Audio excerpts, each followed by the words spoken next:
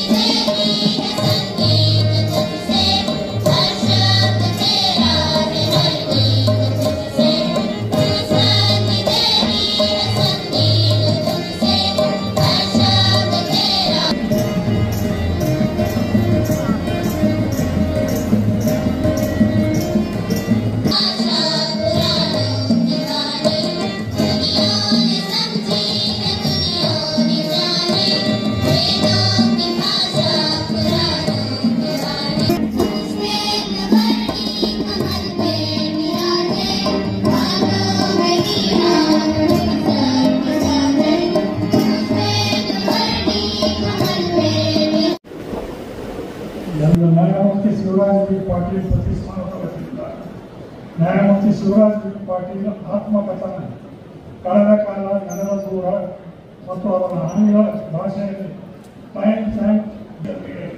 ಈ ಕಾರ್ಯಕ್ರಮವನ್ನು ನ್ಯಾಯಮೂರ್ತಿಗಳ ಹಮ್ಮಿಕೊಂಡಿರುತ್ತೇವೆ. ಈ ಆತ್ಮಕಥನದಲ್ಲಿ ವಿಷಯಗಳ ಬಗ್ಗೆ ನಾವು ಹೆಚ್ಚು ಮಾತನಾಡಬಹುದು.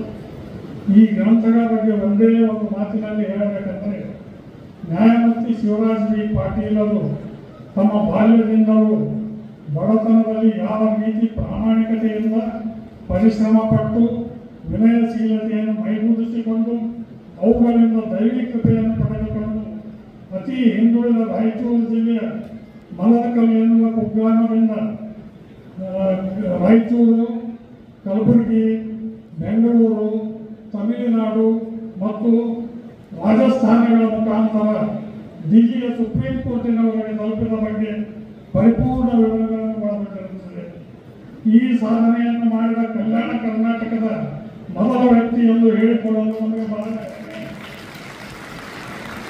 ನನ್ನ ಅಭಿಪ್ರಾಯದಲ್ಲಿ ಪ್ರತಿಯೊಬ್ಬರೂ ಅದರಲ್ಲಿ ವಿಶೇಷವಾಗಿ ಯುವಕರು, ವಿದ್ಯಾರ್ಥಿಗಳು ಈ ಗ್ರಂಥಗಳನ್ನು ತಪ್ಪದೇ ಓದಬೇಕು.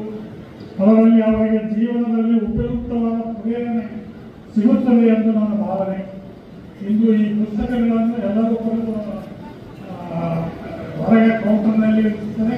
ಅವರ ಬೆಲೆ 800 ರೂಪಾಯಿ ಇದ್ದರೂ ಕೂಡ ಇವತ್ತಿನ ದಿವಸ 500 ರೂಪಾಯಿಗಳಿಗೆ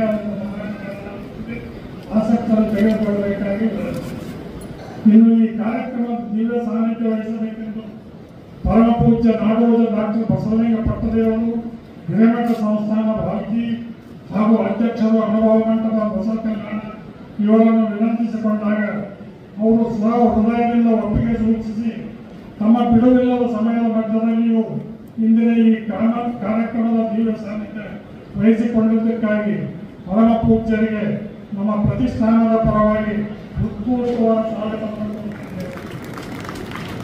ಅದೇ ರೀತಿ ಈ ಕಾರ್ಯಕ್ರಮವು ತಮ್ಮ ದಿವ್ಯ ಸಮ್ಮುಖದಲ್ಲಿ ನೀವು ಆಗುವುದಿಲ್ಲ ಎಂದು ಹೇಳಲು ಸಾಧ್ಯವಿಲ್ಲವೆಂದು ಹೇಳಿ ತಮ್ಮ ಬಿಡುವಿಲ್ಲದ ಸಮಯದ ಮಧ್ಯದಲ್ಲಿಯೂ ಈ ಕಾರ್ಯಕ್ರಮವು ನಾನು ಪ್ರತಿಷ್ಠಾನದ ಪರವಾಗಿ ತುಂಬ ಹೃದಯದ ಸ್ವಾಗತವನ್ನು ಕೋರುತ್ತೇನೆ. ಅದೇ ರೀತಿ ಈ ಕಾರ್ಯಕ್ರಮಕ್ಕೆ ನಮ್ಮ ಆಹ್ವಾನವನ್ನು ಮತ್ತು ಪ್ರತಿಷ್ಠಾನದ ಸದಸ್ಯರು ಆಗಮಿಸಿದ್ದು ಅವರೆಲ್ಲರಿಗೂ ನಾನು ಹೃತ್ಪೂರ್ವಕವಾದ ಸ್ವಾಗತವನ್ನು ಕೋರುತ್ತೇನೆ. ವಿವಿಧ ತಾಲೂಕು, ಜಿಲ್ಲೆ, ತಾಲೂಕಿನಿಂದ ಅನೇಕ ಹಿರಿಯ ಮತ್ತು ಕಿರಿಯ ವಕೀಲರ ಮಿತ್ರರು ಹಾಗೂ ವೈದ್ಯರುಗಳು ಕೂಡ ಆಗಮಿಸಿದ್ದು ಅವರೆಲ್ಲರಿಗೂ ಕೂಡ ನಾನು ಹೃತ್ಪೂರ್ವಕವಾದ ಸ್ವಾಗತವನ್ನು ಕೋರುತ್ತೇನೆ. ಸರ್ವಜ್ಞ ಸಮೂಹ ಶಿಕ್ಷಣ ಸಂಸ್ಥೆಯ ಮತ್ತು ನ್ಯಾಯಮೂರ್ತಿ ಶಿವರಾಜ್ ಬಿ ಪಾಟೀಲ್ ಕಾಲೇಜಿನ ಪ್ರಾಂಶುಪಾಲರು, ಬೋಧಕ ಮತ್ತು ಬೋಧಕೇತರ ಸಿಬ್ಬಂದಿಗಳು ಬಂದಿದ್ದು ಅವರೆಲ್ಲರಿಗೂ ನಾನು ಪ್ರತಿಷ್ಠಾನದ ಪರವಾಗಿ ಹೃತ್ಪೂರ್ವಕವಾದ ಸ್ವಾಗತವನ್ನು ಕೋರುತ್ತೇನೆ. ಕೊನೆಯದಾಗಿ ನಮ್ಮ ಆಹ್ವಾನದ ಮೇರೆಗೆ ಇಲ್ಲಿ ಮಂಗಲ ನಗರದ ಎಲ್ಲ ಪ್ರಿಂಟ್ ಮತ್ತು ಎಲೆಕ್ಟ್ರಾನಿಕ್ ಮೀಡಿಯಾ ಬಂದ ಪ್ರತಿಯೊಬ್ಬರಿಗೂ ಕೂಡ ಪುನಃ ಸ್ವಾಗತವನ್ನು ಬಯಸಿ ನನ್ನ 2 ಮಾತುಗಳನ್ನು ಮುಗಿಸುತ್ತೇನೆ. ಜೈ ಹಿಂದ್ ಜೈ ಕರ್ನಾಟಕ. ಬಹಳ ದೂರದ ತಾಲೂಕಿನ ಹಳ್ಳಿಗಳಿಗೆ ಹೋಗ್ತಾ ಇದ್ದೇವೆ. ನಮ್ಮ ಜೊತೆ ಒಂದು 3-4 ತಾಸು ಕ್ಲಾಸ್ ಮುಗಿಯುವವರೆಗೆ ಕುಂತು ನಮ್ಮ ಜೊತೆ ವಾಪಸ್ ಬರ್ತಕ್ಕಂಥವ್ರು. ಅಂತ ಒಂದು ಶಕ್ತಿ, ಅಂತ ಒಂದು ಕಮಿಟ್ಮೆಂಟ್, ಕೆಲಸದಲ್ಲಿ ಕಮಿಟ್ಮೆಂಟ್ ಇರ್ತಕ್ಕಂಥ SMLTs ಅವರು ಎಲ್ಲರನ್ನು ಸ್ವಾಗತಿಸಕ್ಕೆ ಧನ್ಯವಾದಗಳು. ಈಗ ಗೌರವ ಸನ್ಮಾನವನ್ನು ನಡೆಸಿಕೊಡ್ತಕ್ಕಂಥವ್ರು ಡಾಕ್ಟರ್ ವಿದ್ಯಾವತಿ ಪಾಟೀಲ್ ಅವರು.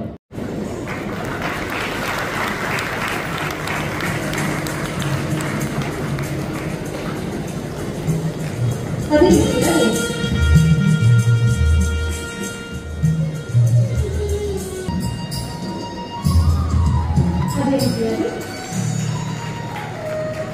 ಕಾರ್ಯಕ್ರಮದ ಘನ ಅಧ್ಯಕ್ಷತೆ ವಹಿಸಿರುವಂತಹ ಸನ್ಮಾನ್ಯ ಶ್ರೀ ಗೌರವಾನ್ವಿತ ನ್ಯಾಯಮೂರ್ತಿ ಡಾಕ್ಟರ್ ಶಿವರಾಜ್ ಸಿ ಪಾಟೀಲ್ ಅವರು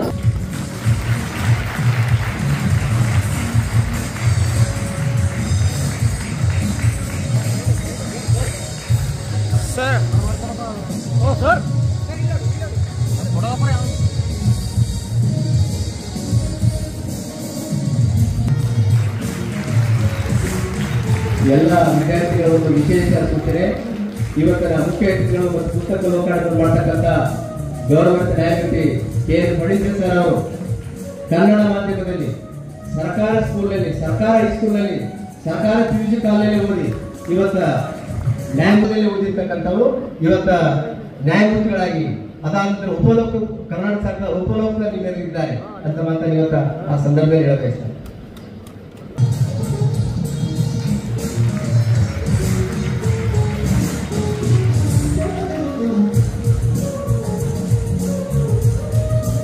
ಬಿಡುಗಡೆಯಾಗಿರ್ತಕ್ಕಂಥ ಸಂದರ್ಭದಲ್ಲಿ ಆ ಪುಸ್ತಕವನ್ನ ಕೊಂಡು ಓದಿರ್ತಕ್ಕಂಥ ಪ್ರತಿ ಸ್ಥಾನಕ್ಕೆ ಅದರ ಬಗ್ಗೆ ವಿಶೇಷವಾಗಿರ್ತಕ್ಕಂಥ ಒಂದು ಇದನ್ನು ಬರೆದಿದ್ದಾರೆ. ಅದು ಎಷ್ಟು ಖುಷಿಯಾಗಿದೆ ನಮಗಂತಕ್ಕಂಥದ್ದನ್ನ. ಹೀಗಾಗಿ ಅಂತ ಅದ್ಭುತವಾಗಿರ್ತಕ್ಕಂಥ ಪುಸ್ತಕದ 2ನೇ ಮುದ್ರಣ ಲೋಕಾರ್ಪಣೆಗೊಳ್ತಾ ಇದೆ. ಆ ಪುಸ್ತಕವನ್ನ ಅನೇಕರು ಇಷ್ಟೇ ಬಿಡುಗಡೆಯಾದ ನ್ಯಾಯಮೂರ್ತಿ ಶಿವರಾಜ್ ಪಾಟೀಲ್ ಅವರ ಆತ್ಮಕಥನ ಎನ್ನುವುದಕ್ಕಿಂತ ಅದು ನನ್ನನ್ನು ಓದಿಸಿಕೊಂಡು ಹೋಯಿತು ಎನ್ನುವುದೇ ಸೂಕ್ತ ಎಂತಕ್ಕಂಥದ್ದು ಬರೆದಿದ್ದಾರೆ.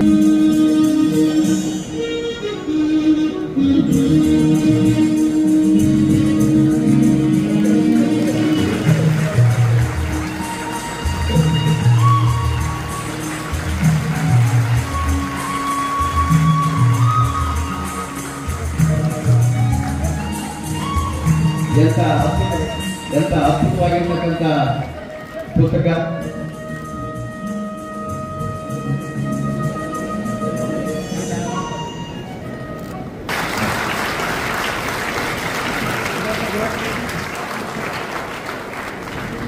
ಪ್ರತಿಯೊಬ್ಬರು ಕೂಡ ಓದಿದ್ದು ಇವತ್ತು 500 ರೂಪಾಯಿಗೆ ಅದನ್ನ ಕೊಡ್ತಾರೆ. ದ್ವಿತೀಯ ಬಹುಮಾನ ಚೌಗಾಪುರಿ ಹಿರೇಮಠ ಸ್ಕೂಲ್ ಕಲಬುರಗಿ.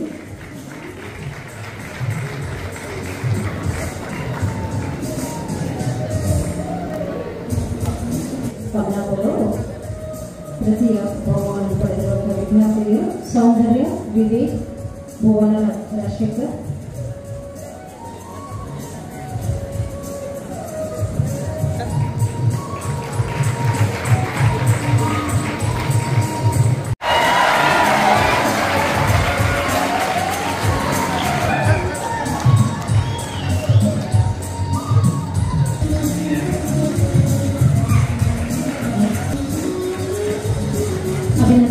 ಎಲ್ಲರಿಗೂ ಮೊದಲಿಗೆ ನನ್ನ ವಂದನೆಗಳನ್ನು ಸಲ್ಲಿಸುತ್ತೇನೆ. ಹಾಗೂ ನಮ್ಮ ಶಾಲೆಯಲ್ಲಿರುವಂತ ನನ್ನ ನಾರತ್ನ ಮಿಸ್ ಅವರಿಗೂ ಕೂಡ ನಾನು ಮೊದಲು ಕೃತಜ್ಞತೆಯನ್ನು ಸಲ್ಲಿಸುತ್ತೇನೆ. ಏಕೆಂದರೆ ನಾನು ನಮ್ಮ ಶಾಲೆಯಲ್ಲಿ ಏನೇ ಚರ್ಚಾ ಸ್ಪರ್ಧೆ ನಡೆದರೂ ನಮ್ಮ ಮೇಡಮ್ ಅವ್ರು ನಮಗೆ ಹೇಳ್ತಾರ ಈ ಕಾಲೇಜ್ ಒಳಗೆ ಹಿಂಗದ ಅಂತ ಹೇಳ್ತಾರ. ಆ ಕಾಲೇಜ್ ಒಳಗೆ ನಾವು ಹೋಗಿ ಏನಾದ್ರೂ ಒಂದು ಕೀರ್ತಿಯನ್ನ ತಂದೇದ್ರು ನಮ್ ಶಾಲೆಗೆ ಹೆಸರು ಬರ್ತದೆ. ಈಗ ನಾವು ಸರ್ವಜ್ಞ ಕಾಲೇಜ್ ಒಳಗೆ ಬಂದಿದ್ ಉದ್ದೇಶ ಏನಂದ್ರ ಈಗ ನಮಗ ಬೋರ್ಡ್ ಎಕ್ಸಾಮ್ ದಾಗ ಹೆಂಗ್ ಕ್ವಶನ್ ಕೇಳಬಹುದು ಅಂತ ನಮಗ್ ಆ ಕ್ವಿಜ್ ಒಳಗ ನಮಗ್ ಖುನಾಗ್ಯದ. ಆ ಕ್ವಿಜ್ ಒಳಗ ನಮಗ್ ಎಲ್ಲಾ ಕ್ವಶನ್ಗಳು ಹೆಂಗ್ ಕೇಳ್ತಾರ ಅಂತ ತಿಳಿದು ಬಂದದ. ಮತ್ತಂದ್ರ ನಾವ್ ಇಷ್ಟ ಸಮಯ ಒಳಗೆ ನಾವ್ ಹೆಂಗ್ ಹೇಳ್ಬೇಕು ಆನ್ಸರ್ ಅನ್ನೋದು ನಮಗ್ ಟ್ರಿಕ್ ಸಿಕ್ಕ್ಯದ. ಇಷ್ಟ ನನ್ನ ಅನುಭವ. ಧನ್ಯವಾದಗಳು. ನಾವು ಅಲ್ಲಿ ಒಂದು ಆ ಸ್ಪರ್ಧೆಯಲ್ಲಿ ಭಾಗವಹಿಸಿ ನಾವು ಒಂದು ಸೆಕೆಂಡ್ ಪ್ರೈಸ್ ಅನ್ನ ತಂದು ನಮ್ಮ ಶಾಲೆಗೆ ಕೀರ್ತಿಯನ್ನ ತಂದಿದ್ದೇವೆ ಹಾಗೂ ಆ ಶಾಲೆಯವರು ನಮಗೆ ದ್ವಿತೀಯ ಬಹುಮಾನವನ್ನು ನೀಡಿದ್ದಾರೆ. ಅವರಿಗೂ ಕೂಡ ಕೃತಜ್ಞತೆಯನ್ನು ಸಲ್ಲಿಸುತ್ತೇನೆ. Good evening everyone, this is Srishti Mudur. I would extend my heartfelt gratitude to the Sarvagna PU College as well as Justice Shivraj Patil sir for giving a wonderful opportunity to showcase our talents, and we have learned a lot in this process. We are overwhelmed with the third proposition. I would extend my heartfelt gratitude and I would warm thank you for the Sarvagna Institute management as well as Justice Shivraj Patil sir for providing us an opportunity for showcasing our talents. ಎಲ್ಲರಿಗೂ ನಮಸ್ಕಾರಗಳು. ನನ್ನ ಹೆಸರು ಭುವನ. ನಾನು ಶ್ರೀ ಸ್ವಾಮಿ ವಿವೇಕಾನಂದ ಹಿರಿಯ ಪ್ರಾಥಮಿಕ ಶಾಲೆಯಲ್ಲಿ ಓದುತ್ತಿದ್ದು, ನಾವು ಸರ್ವಜ್ಞ ಕಾಲೇಜಿನಲ್ಲಿ ನಡೆಯುತ್ತಿದ್ದ ಕ್ವಿಜ್ ಕಾಂಪಿಟೇಷನಲ್ಲಿ ಭಾಗವಹಿಸಿದ್ದೆವು. ಅದರಲ್ಲಿ 75 ಶಾಲೆಗಳು ಭಾಗವಹಿಸಿದ್ವು. ನಮಗೆ ಪ್ರತಿಯೊಂದು ರೌಂಡಾಗಿ ವಿಭಾಗ ಮಾಡಿ ನಾವು ಅದರಲ್ಲಿ ಯಾರು ವಿದ್ಯಾರ್ಥಿಗಳು ಹೆಚ್ಚಿಗೆ ಸ್ಕೋರ್ ಮಾಡ್ತಾರೋ ಅವ್ರಿಗೆ ಕ್ವಿಜ್ ಕಾಂಪಿಟೇಷನಲ್ಲಿ ಭಾಗವಹಿಸಲಾಯಿತು. ಅದರಲ್ಲಿ ನಾವು ಥರ್ಡ್ ಪ್ರೈಸ್ ಪಡೆದಿದ್ದೆವು ಅಂತ ಖುಷಿ ಆಯಿತು. Thank you. ನಮ್ಮ ಟೀಚರ್ ಸ್ಟಾಫಿಗೆ ಭಾಳ ಥ್ಯಾಂಕ್ಸ್ ಹೇಳಕ್ಕೆ ಪಡ್ತೀನಿ. ನಮಗೆ ಪ್ರತಿಯೊಂದು ನಾವು ಎಲ್ಲಿ ಕೆಡವಿದ್ದೆವು ಅವಾಗೆಲ್ಲ ನಮಗೆ ಹಿಂದೆ ಸಪೋರ್ಟ್ ಮಾಡ್ಯಾರ. ಸರ್ವಜ್ಞ ಕಾಲೇಜ್ನಾಗ ಹೋಗಿದಾಗ ನಮ್ಮ ಕ್ವಿಜ್ ಎಲ್ಲ ಪಾರ್ಟಿಸಿಪೇಟ್ ಮಾಡಕ್ಕೆ ಅವಕಾಶ ಮಾಡಿಕೊಟ್ಟಿದ್ಕ ಮತ್ತು ನಮಗೆ ಅಲ್ಲಿಂದ ಇಲ್ಲಿ ಕರ್ಕೊಂಡು ಬಂದು ಟೀಚರ್ಸ್ ಹೆಲ್ಪ್ ಮಾಡಿದ್ದಕ್ಕ ಅವ್ರಿಗೆ ಮತ್ತು ಸರ್ವಜ್ಞ ಕಾಲೇಜ್ದವ್ರಿಗೆ ಥ್ಯಾಂಕ್ಸ್ ಹೇಳಕ್ಕೆ ಇಷ್ಟಪಡ್ತೀವಿ. Doctor Shivaraj V Patil sir ಅವರಿಗೂ ಹಾಗೂ ಟಿ.ಎನ್. ಕಾಲೇಜು ಸರ್ ಅವರಿಗೂ ಸನ್ಮಾನವನ್ನು ಮಾಡುವವರು ಶ್ರೀ ಎ.ಎಂ. ಪಾಟೀಲ್ ವಕೀಲರು ಹಾಗೂ ಶ್ರೀ ಮಹಾಂತೇಶ್ ದೇಸಾಯಿ, ಶ್ರೀಮತಿ ಅನುರಾಧ ದೇಸಾಯಿ. ಈ ಒಂದು ಅಭೂತಪೂರ್ವ ಕಾರ್ಯಕ್ರಮದಲ್ಲಿ ದಿವ್ಯ ಸಾನ್ನಿಧ್ಯವನ್ನು ವಹಿಸಿರ್ತಕ್ಕಂತಹ ಪರಮ ಪೂಜ್ಯ ನಾಡೋಜ ಡಾಕ್ಟರ್ ಬಸವಲಿಂಗ ಪಟ್ಟದೇವರು ಸ್ವಾಮೀಜಿಯವರೇ, ಪೂಜ್ಯ ಶ್ರೀ ಬಾಣಿಪುರ ಗುರು ಮಹಾಂತ ಸ್ವಾಮೀಜಿಗಳೇ, ಇಂದಿನ ಕೇಂದ್ರ ಬಿಂದುಗಳು, ಆಕರ್ಷಣೀಯ ವ್ಯಕ್ತಿತ್ವವನ್ನು ಹೊಂದಿರತಕ್ಕಂತಹ ನಿಮ್ಮೆಲ್ಲರ ಗುರುವಿರೋಪಾದಿಯಲ್ಲಿ ಇರತಕ್ಕಂತಹ ಗೌರವಾನ್ವಿತ ನ್ಯಾಯಮೂರ್ತಿ ಡಾಕ್ಟರ್ ಶಿವರಾಜ್ ವಿ ಪಾಟೀಲ್ ಅವರೇ, ಜಿಲ್ಲಾ ನ್ಯಾಯಾಧೀಶರು ಮತ್ತು ರೀತಿಯಲ್ಲಿ ಡಾಕ್ಟರ್ ಶಿವರಾಜ್ ಪಾಟೀಲ್ ರವರ ಒಂದು ಕಥನದ ಅಮೃತ ಮಹೋತ್ಸವಕ್ಕೆ ಆಗಮಿಸಿರ್ತಕ್ಕಂತಹ ಎಲ್ಲ ಮಹನೀಯರೇ ಮತ್ತು ಮಹಿಳೆಯರೇ, ವಿಶೇಷವಾಗಿ ಈ ದಿನ ಆಗಮಿಸಿರ್ತಕ್ಕಂತಹ ಶಾಲಾ ವಿದ್ಯಾರ್ಥಿಗಳೇ, ಯುವ ಬಂಧುಗಳೇ, ವಕೀಲ ವೃಂದದವರೇ ಮತ್ತು ವಿಶೇಷ ಆಹ್ವಾನಿತರೇ, ಅಕ್ಕ ತಂಗಿಯರೇ ಮತ್ತು ಅಣ್ಣ ತಮ್ಮಂದಿರೇ, ಚೆನ್ನಾರೆಡ್ಡಿಯವರು ಮಾತಾಡ್ತಾ ಹೇಳಿದರು, ಲೋಕಾರ್ಪಣೆ ಮಾಡಿದಂಥ ವಿಚಾರದ ಬಗ್ಗೆ ಒಂದೆರಡು ಮಾತುಗಳನ್ನು ಆಡಬೇಕು ಅಂತ. ಶಿವರಾಜ್ ಪಾಟೀಲ್ ರವರ ಒಂದು ಪುಸ್ತಕ ಬಿಡುಗಡೆ ಮತ್ತು ಅವರ ವ್ಯಕ್ತಿತ್ವವನ್ನು ಒಂದೆರಡು ಮಾತುಗಳಲ್ಲಿ ಆಡೋದಕ್ಕೆ ಅಲ್ಲ, ಒಂದೆರಡು ದಿನಗಳು ಮಾತಾಡೋದ್ರೂ ಕೂಡ ಸಾಕಾಗೋದಿಲ್ಲ.